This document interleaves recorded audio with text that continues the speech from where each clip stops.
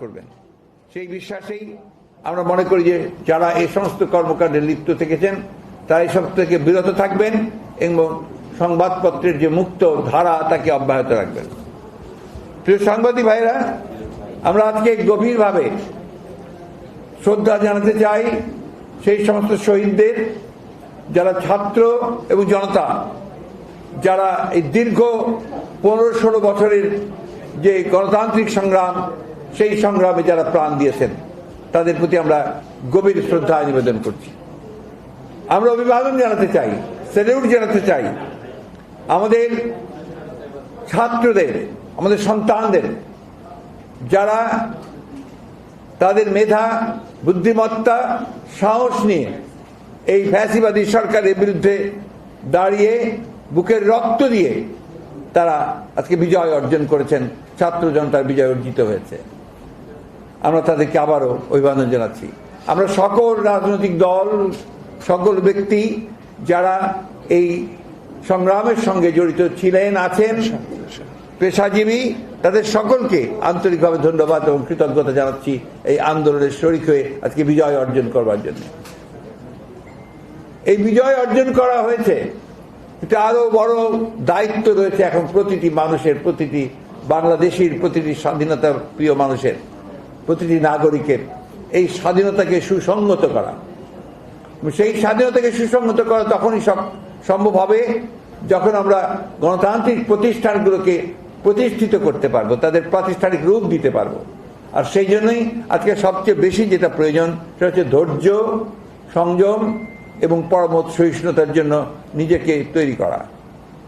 আপনাদের কাছে অনুরোধ করব যে আজকে আপনাদের মাধ্যমে আমি এই বার্তা আমরা সারা দেশবাসীর কাছে পৌঁছে দিতে চাই যে এখন অ্যারোগেন্স, ভেঞ্জেন্স এগুলোর কোনো স্থান নেই।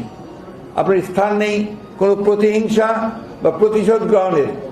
এখন যেটা প্রয়োজন, ধৈর্যের সঙ্গে পরিস্থিতি মোকাবেলা করে জনগণকে সংহত করে আপনার এই অর্জিত স্বাধীনতাকে সংহত করা, সুসংহত করা।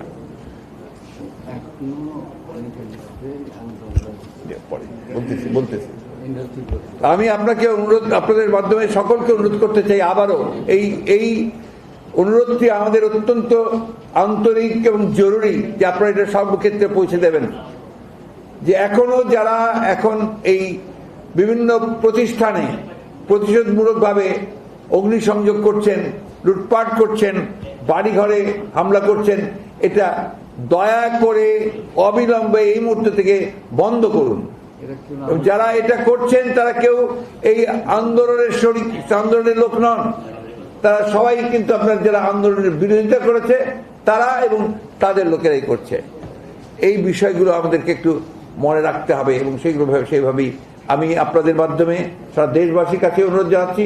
সেই সঙ্গে আমাদের দলের সকল নেতা কর্মীদেরকে আমি অনুরোধ করব যে তারা এই ব্যাপারে অত্যন্ত দৃঢ়তার সঙ্গে এদের বিরুদ্ধে প্রতিরোধ গড়ে তুলে সমস্তকে একটা ঠান্ডা অবস্থায় তৈরি নিয়ে আসা করার যারা যে ব্যবস্থা করেন।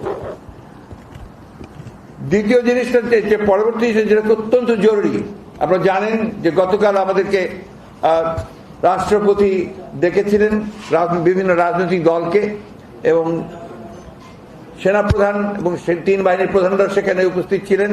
তারা ডেকেছিলেন, তাদের মাধ্যমে যে কথাবার্তাগুলো হয়েছে সে বিষয়গুলো আপনারা কালকে সবাই শুনেছেন। আবার আমি একটু রিপিট করতে চাই যে সেখানে শহীদদের জন্য দোয়া করা হয়েছে এবং তাদের পরিবারদেরকে যথাযথ আপনার ক্ষতিপূরণ দেওয়ার জন্য তারা অঙ্গীকার করেছেন, রাষ্ট্রপতি অঙ্গীকার করেছেন। রাষ্ট্রপতি অঙ্গীকার করেছেন যে যেহেতু শেখ হাসিনা পদত্যাগ করে পালিয়ে গেছে, সেই কারণে এখন শেখ হাসিনার ক্যাবিনেট পুরোপুরিভাবে আপনার বিলুপ্ত হয়ে গেছে এবং এই সংসদের যেটা একটা দামি সংসদ, যারা বিনা ভোটে নির্বাচিত, তারও কোনো এখন এই মুহূর্তে কোনো কার্যকারিতা নেই। সুতরাং এটাকে 24 ঘন্টার মধ্যে ভেঙে দিয়ে একটা ইন্টারিম গভর্নমেন্ট বলেন বা একটা নিরপেক্ষ সরকার বলেন তা গঠন করা হবে এবং তাকে 3 মাসের মধ্যে তারা নির্বাচন করে তারা আপনার একটা নির্বাচিত সরকারের কাছে ক্ষমতা হস্তান্তর করবে। এই জিনিসগুলো আমি আবারও জোরের সঙ্গে একটু আপনার দৃঢ়তার সঙ্গে বলতে চাই যে 24 ঘন্টার মধ্যেই এই কাজগুলো সমাধান করতে হবে। আমি রাষ্ট্রপতির কাছে আহ্বান জানাচ্ছি, কাল বিলম্ব না করে আপনি আজকে এর মধ্যেই 24 ঘন্টা প্রায় হয়ে যাচ্ছে, দুটার মধ্যেই আপনি দয়া করে এটাকে অবিলম্বে এই পার্লামেন্টকে ভেঙে দিয়ে আপনারা একটা অন্তর্বর্তীকালীন নিরপেক্ষ সরকার গঠন করুন। অন্যথায় দেশে আবার রাজনৈতিক শূন্যতা দেখা দিতে পারে।